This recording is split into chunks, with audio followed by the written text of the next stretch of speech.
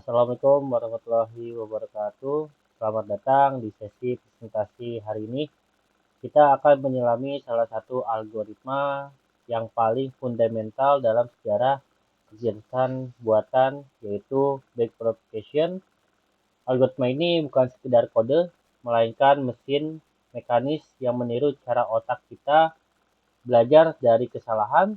Kita akan membedakan arsitekturnya hingga bagaimana ia mampu mengenali pola yang sangat kompleks. Definisi jantung pembelajaran mesin. Apa itu backpropagation? Secara harfiah berarti propagasi balik kesalahan. Ini adalah algoritma pembelajaran bimbing atau supervised learning. Bayangkan, seorang murid yang mengerjakan soal, lalu guru memberitahu seberapa jauh jawabannya dari kebenaran. Murid tersebut kemudian memperbaiki cara berpikirnya. Inilah yang dilakukan backpropagation pada jaringan saraf melalui kalkulus. Arsitektur backpropagation terdiri dari 3 lapisan utama. Yang pertama itu input layer sebagai sensor data. Yang kedua itu ada hidden layer. Di sinilah otak sebenarnya berada. Tempat fitur-fitur abstrak, ide, ekstrakasi. Terakhir yaitu output layer yang memberikan hasil akhir. Setiap node atau neuron terhubung oleh wix atau bobot yang menentukan seberapa penting sebuah informasi. Selanjutnya itu ada mekanisme feed forward. Proses ini mengubah vektor input menjadi representasi output melalui transformasi linear dan non-linear. Proses dimulai dengan feedward, data masuk dari input, dikalikan dengan bobot, ditambah bias, lalu dilewatkan ke fungsi aktivasi. Sinyal ini terus mengalir, maju hingga mencapai output. Di tahap ini, jaringan hanya melakukan tebakan awal berdasarkan bobot yang ada saat itu. Lalu kita ke fungsi aktivasi non-linearitas. Mengapa kita butuh fungsi aktivasi? Tanpanya jaringan saraf hanya akan menjadi persamaan linear sederhana yang tidak bisa memecahkan masalah rumit.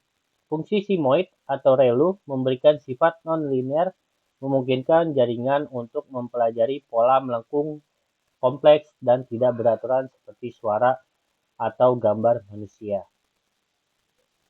Lanjut itu ada menghitung dosa jaringan atau loss provocation atau mengukur presisi atau mean square error. Setelah mencapai output, kita membandingkan hasil tebakan dengan target asli. Selisih inilah yang kita sebut sebagai loss atau error. Kita biasanya menggunakan mean squared error atau MSE. Semakin besar nilai ini, semakin buruk performa jaringan. Tugas kita adalah membawa nilai ini sedekat mungkin ke titik nol. Mungkin itu saja penjelasan dari saya. Selanjutnya akan dijelaskan oleh teman kita yaitu Abdul Aziz Prayitno. Terima kasih. Inilah inti presentasi kita.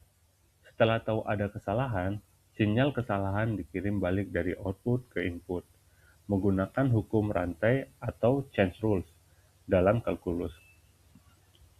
Kita menghitung seberapa besar kontribusi setiap bobot terhadap kesalahan. Kita mencari siapa yang bersalah di dalam jaringan dan memperbaikinya. Untuk memperbaiki kesalahan, kita menggunakan gradient descent. Bayangkan, Anda berada di puncak gunung yang berkabut dan ingin turun ke lembah terendah. Anda melangkah perlahan ke arah kemiringan yang paling tajam. Learning rate menentukan seberapa besar langkah Anda. Jika terlalu besar, Anda bisa melompati lembah. Jika terlalu kecil, perjalanan akan sangat lama. Mengapa wave propagation sangat hebat dalam pengenalan pola? Karena ia mampu melakukan generalisasi.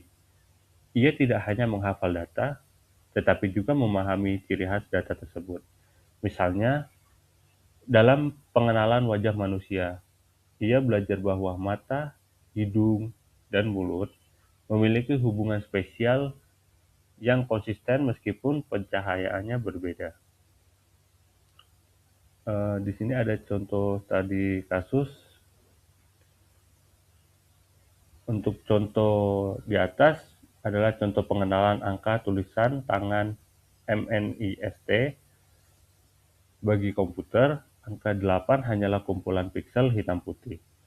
Melalui backpropagation, jaringan belajar bahwa dua lingkaran bertumpuk adalah ciri khas angka 8. Meskipun tulisan tangan setiap orang berbeda, jaringan tetap mampu mengenalinya dengan akurasi di atas 98%. Meskipun kuat, backpropagation memiliki tantangan seperti vanishing gradient atau overfitting.